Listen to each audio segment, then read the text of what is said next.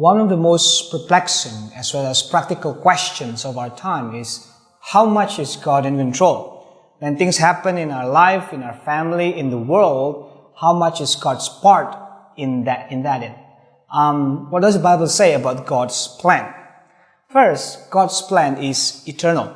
For instance, Ephesians 1 says, God chose us before the foundation of the world. In love, He predestined us to be His sons and daughters. As Corrie ten Boom says, in heaven, there is no panic.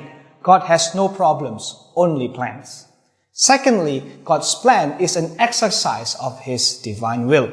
Now, this divine will is free, independent, is not constrained, controlled by anything or anyone besides God's loving wisdom.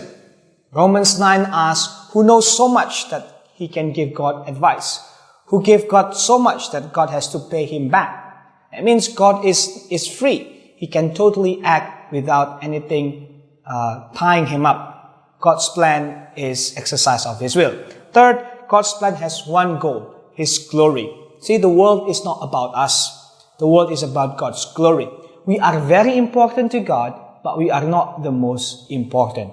It's actually good news, because when we glorify God, it actually adds to our joy, not lessen our joy. Why? Because we are made to glorify Him.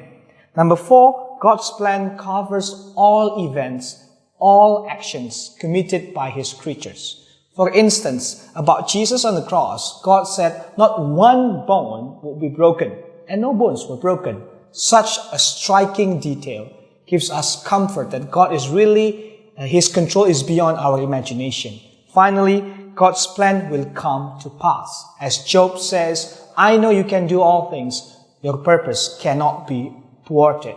This should give us comfort for the past, strength for today, and hope for the future. Nothing goes outside God's will.